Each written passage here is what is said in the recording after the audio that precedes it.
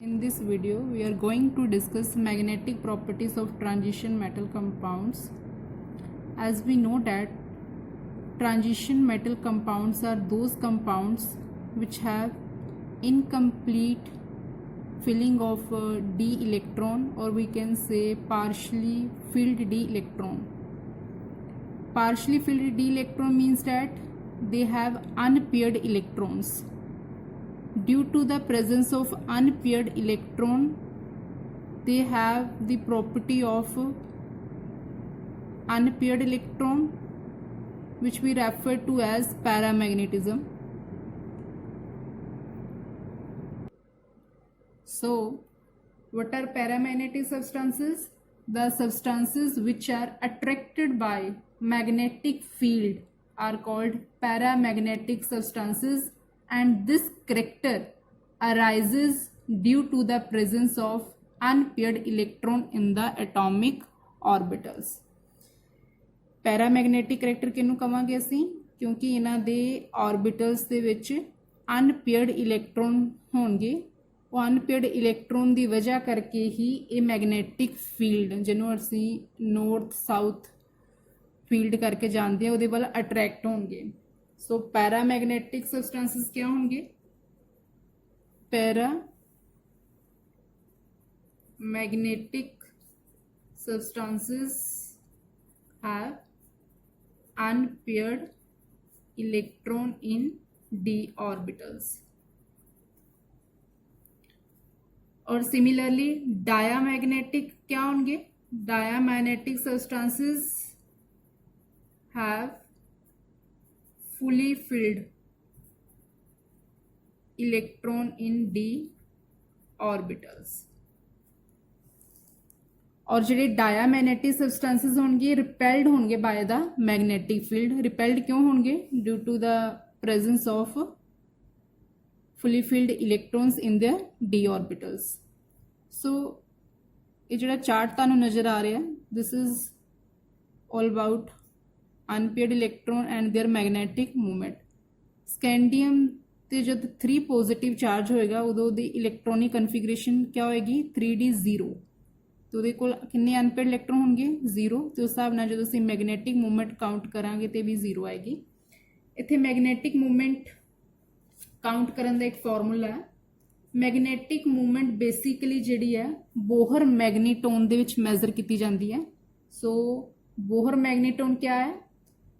It is a term to measure the magnetic movement। so magnetic movement ਨੂੰ ਅਸੀਂ mu ਨਾਲ denote ਕਰਦੇ ਹਾਂ। it is equal to under root n plus 2 Bohr magneton bm। what is the meaning of bm here? it is Bohr magneton। 1 Bohr magneton is equal to eh divided by 4 pi mc, where E is the electronic charge, H is the Planck constant, m is the mass of electron, c is the velocity of light, and when we calculated it will be equal to 9.27 into 10 raised to the power minus 24। सो ये value ਅਸੀਂ direct याद रख सकते हैं। Physics ਦੇ ਵਿੱਚ ਜ਼ਿਆਦਾ apply ਹੁੰਦੀ ਹੈ, ਬਟ ਇੱਥੇ ਸਾਨੂੰ ਇੰਨਾ ਡੀਲ ਨਹੀਂ ਕਰਨਾ ਪੈਣਾ। ਅਸੀਂ ਸਿਰਫ ਇਸ ਫਾਰਮੂਲੇ ਨੂੰ ਯਾਦ ਰੱਖਣਾ ਹੈ। Mu is equal to under root n plus 2 Bohr magneton. Suppose ਸਾਨੂੰ ਆ ਜਾਂਦਾ ਕੈਲਕੂਲੇਟ ਕਰਨ ਵਾਸਤੇ ਕਿ ਕੈਲਕੂਲੇਟ ਦਾ number of unpaired electron, calculate ਦਾ number of unpaired electron in titanium 3 positive ले लो। टाइटेनियम 3 पॉजिटिव ਦੇ ਵਿੱਚ ਅਨਪੇਅਰਡ ਇਲੈਕਟ੍ਰੋਨ ਫਾਈਂਡ ਕਰੋ। ਤੇ ਅਸੀਂ ਕਿਵੇਂ ਫਾਈਂਡ ਕਰਨੇ ਆ? ਸਭ ਤੋਂ ਪਹਿਲਾਂ ਅਸੀਂ ਕੀ ਕਰਾਂਗੇ? ਟਾਈਟੇਨੀਅਮ ਦੀ ਇਲੈਕਟ੍ਰੋਨਿਕ ਕਨਫਿਗਰੇਸ਼ਨ ਲਿਖਾਂਗੇ। ਸਕੈਂਡੀਅਮ ਟਾਈਟੇਨੀਅਮ। ਸਕੈਂਡੀਅਮ ਟਾਈਟੇਨੀਅਮ ਚ ਟਾਈਟੇਨੀਅਮ ਦੀ ਇਲੈਕਟ੍ਰੋਨਿਕ ਕਨਫਿਗਰੇਸ਼ਨ क्या है? 3d2 4s2 यही है। ਹੁਣ ਅਸੀਂ टाइटेनियम 3 पॉजिटिव लिखना है। मतलब टाइटेनियम 3 पॉजिटिव का मतलब 3 इलैक्ट्रॉन इतों चले गए, लॉस हो गए, 2 इधरों जाएंगे, एक डी चो जाएगा, किन्ने बच गए? 3d1। इस करके असीं इत्थे टाइटेनियम 3 पॉजिटिव की इलैक्ट्रॉनिक कन्फिगरेशन लिखी है 3d1। हुण असीं कैलकुलेट करने हैं अनपेयर्ड इलैक्ट्रॉन। ते अनपेयर्ड इलैक्ट्रॉन किवें कैलकुलेट करांगे, बोहर मैग्नेटोन वाले फॉर्मूले ना। सो अप्लाई करो formula, mu is equal to under root n n plus two. N की है बेटा, इत्थे तुसी डी ऑर्बिटल भी बना के देख सकते हो। डी दे 5 ऑर्बिटल होंदे हैं ना, 1 2 3 4 5। एस का एक ऑर्बिटल होंदा है, ये 3d2 सी तुहाडा, ये 4s2 सी।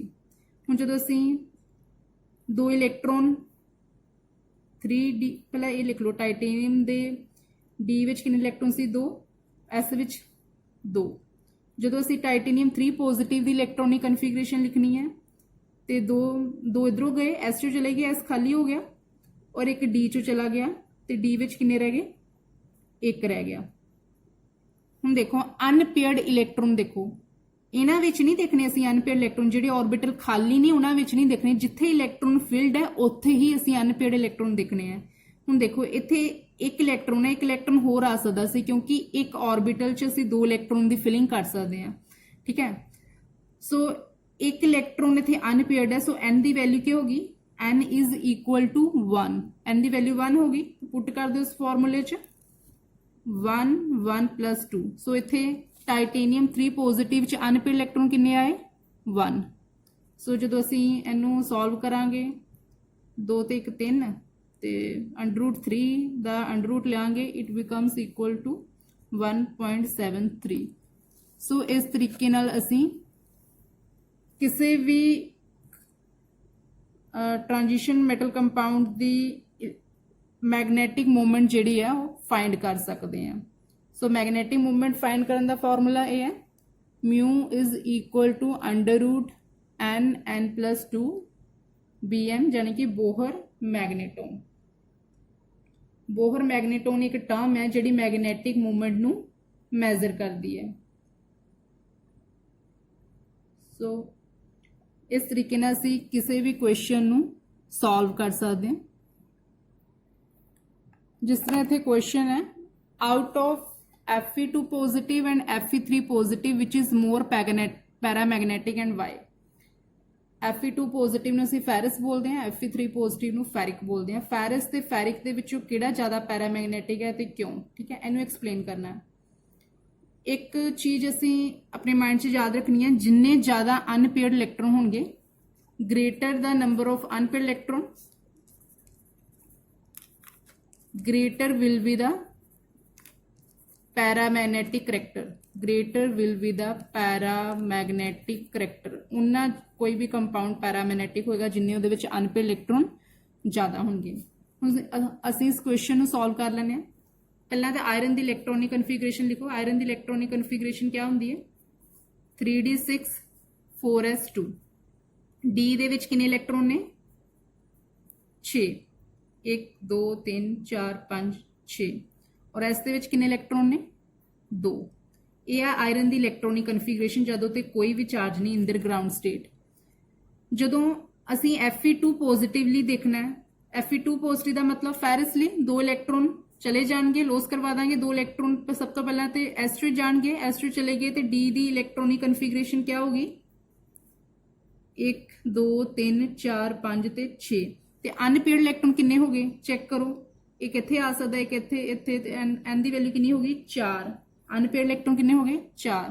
तो उस हिसाब नाल असीं फिर मैगनैटिक मूवमेंट का फॉर्मूला लगा के under root n n plus 2 तेरी वैल्यूज जी है फाइंड कर सकते हैं। एन की वैल्यू 4 आ गई, 4 तो 2 6, तो आ गया अंडर रूट 24। 24 के कोरसपोंडिंग यदि असी मैगनैटिक मूवमेंट 24 का अंडर रूट लैके लिख सकते हैं। ये आएगी अप्रोक्सीमेटली इक्वल टू 4.90। हम इस तरह असी Fe3 पॉजिटिव मतलब 3 इलैक्ट्रॉन लॉस करवावांगे, 2 तो इत्थों चले जाएंगे एस चों, तो एक इत्थों जाएगा, तो डी की इलैक्ट्रॉनिक कन्फिगरेशन क्या होगी कि डी दे विच कितने इलैक्ट्रॉन रह गए, 1 2 3 4 ते 5। एन की वैल्यू कितनी होगी, 5। अनपेयर्ड इलैक्ट्रॉन कितने आ गए, 5। हुण अनपेयर्ड इलैक्ट्रॉन 5 आ गए, तो फिर तो फॉर्मूला अप्लाई करो, 5 5 प्लस 2, ये आ गया तुहाडा 5 ते 2 7, 7 तो 5 35, ਅੰਡਰ ਰੂਟ 35 ਦਾ ਅਸੀਂ ਲਵਾਂਗੇ, ਤੇ ਜਦੋਂ ਅਸੀਂ ਅੰਡਰ ਰੂਟ 35 ਦਾ ਲਵਾਂਗੇ ਤੇ 5 ਤੋਂ ਜ਼ਿਆਦਾ ਹੀ ਹੋਏਗਾ, 5 ਸਮਥਿੰਗ ਹੋਏਗਾ। ਸੋ ਇਹ ਤੁਸੀਂ ਨਿਕਾਲ ਸਕਦੇ ਹੋ। ਇਟ ਮੀਨਸ ਇਹ ਤੋਂ ਸਾਨੂੰ ਕੀ ਕਨਕਲੂਡ ਹੋ ਰਿਹਾ ਕਿ ਜਿੰਨੇ ਜ਼ਿਆਦਾ ਅਨਪੇਅਰਡ ਇਲੈਕਟ੍ਰੋਨ ਹੋਣਗੇ ਉਨੀ ਮੈਗਨੈਟਿਕ ਮੂਵਮੈਂਟ ਦੀ ਵੈਲਿਊ ਜ਼ਿਆਦਾ ਆਏਗੀ, ਉਨਾ ਮੈਗਨੈਟਿਕ ਕਰੈਕਟਰ ਪੈਰਾਮੈਗਨੈਟਿਕ ਕਰੈਕਟਰ ਉਨਾ ਜ਼ਿਆਦਾ ਹੋਏਗਾ, ਕਿਉਂਕਿ Fe3 ਪੋਜ਼ਿਟਿਵ 'ਚ n ਦੀ ਵੈਲਿਊ 5 ਸੀ, Fe2 ਪੋਜ਼ਿਟਿਵ 'ਚ n the value 4 C. So greater the number of unpaired electron, greater will be the paramagnetic character as well as greater will be the magnetic moment। ਸੋ ਇਸ ਤਰੀਕੇ ਨਾਲ ਅਸੀਂ ਕਿਸੇ ਵੀ compound ਦੀ magnetic movement ਜਿਹੜੀ ਹੈ ਉਹ find ਕਰ ਸਕਦੇ ਹਾਂ।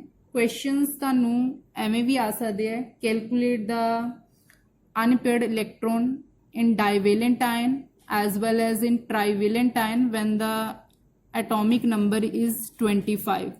ਕਿ ਜਦੋਂ ਤੁਹਾਡਾ atomic number 25 ਹੈ ਉਹਦੇ divalent ਮਤਲਬ 25 ਕਿਹਦਾ ਹੁੰਦਾ ਹੈ? Manganese the. Manganese the divalent Mn2 positive and ਉਹਦਾ trivalent Mn3 ਪੋਜ਼ਿਟਿਵ। ਇਹਦੇ ਵਿੱਚ ਇਹਨਾਂ ਦਾ ਨੰਬਰ ਆਫ ਅਨਪੇਅਰਡ ਇਲੈਕਟ੍ਰੋਨ ਜਿਹੜੇ ਫਾਈਂਡ ਕਰੋ। ਸੋ ਇਸ ਬੇਸ ਤੇ ਕੁਐਸਚਨਸ ਜਿਹੜੇ ਆ ਸਕਦੇ ਆ, ਇਹਨਾਂ ਦੀ ਪ੍ਰੈਕਟਿਸ ਕਰੋ।